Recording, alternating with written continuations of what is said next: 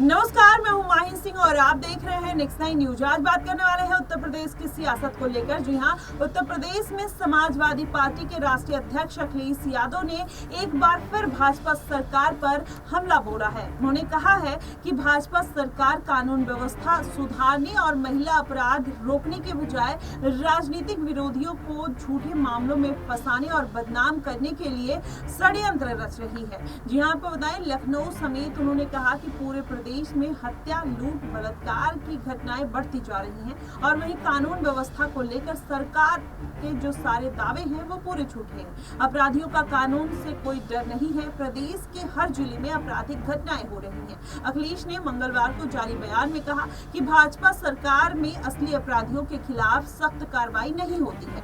यही कारण है कि महिलाओं के साथ दुष्कर्म और सामूहिक बलात्कार की घटनाएं बढ़ती जा रही हैं। वहीं उत्तर प्रदेश में महिला अपराध के मामले में देश में नवंबर में एक पर कहीं ना कहीं पहुंच गया था। ये बेहद शर्मनाक है। सरकार इसे रोकने के लिए कोई ठोस कार्रवाई करने के बजाय सिर्फ कागजी बयानों और बैठकों के जरिए रोकने का दावा नहीं करते हुए थकती है। और जब सरकार लोगों के न्याय देने के बजाय पुलिस का इस्तेमाल कर लोगों के साथ अन्याय करती है और साजिश करेगी तो कानून व्यवस्था कैसे सुधरेगी। उत्तर प्रदेश के ध्वस्त कानून व्यवस्था और बढ़ते भ्रष्टाचार को लेकर खुद भाजपा के नेता और जनप्रतिनिधित्व जो है वो त्रस्त है, आवाज उठाने पर मजबूर है।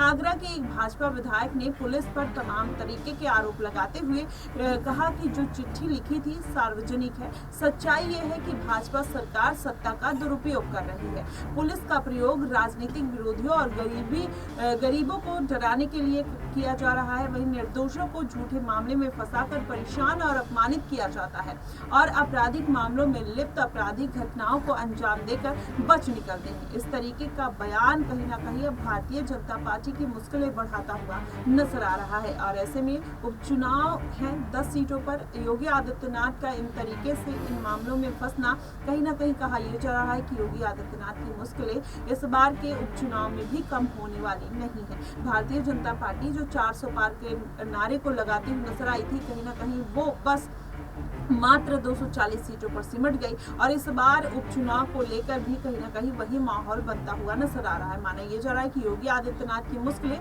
कम होने की बजाय बढ़ती हुई नजर आ रही है। वहीं मंगेश यादव का मुद्दा, अनुज प्रताप सिंह का मुद्दा जिस तरीके से योगी आदित्यनाथ के फेवर में नहीं बल्कि उनके अंगेज जाता हुआ नजर आया, उससे ये माना जा रहा था कि अब योगी आदित्यनाथ की सरकार कहीं ना कहीं मुश्किलों में पड़ सकती है। और कुछ दिन पहले देखा जाए तो इस्तीफे को लेकर जिस तरीके से जोरों शोरों से पूरा मामला योगी आदित्यनाथ के खिलाफ गरमाता हुआ नजर आया, उससे ये कहा जा रहा था कि अब परिस्थिति उनके अनुकूल नहीं है और हो सकता है कि उनको इस्तीफा देना पड़े और वहीं पर केशव प्रसाद मौर्य को ये जिम्मेदारी मिल सकती है। लेकिन कहीं ना कहीं वो सारी अटकलें शांत होती हुई नजर आती हैं। लेकिन एक बार फिर से अनुज प्रताप सिंह और मंगेश यादव के मुद्दे ने कहीं ना कहीं योगी आदित्यनाथ का मुद्दा फिर से उठा दिया है, जो कांवड़ के समय में निकलता हुआ नजर आया था। नेम प्लेट के मामले में कहीं ना कहीं योगी आदित्यनाथ फंसते हुए नजर आए। वहीं आला कमान से भी नाराजगी देखने को मिल रही थी।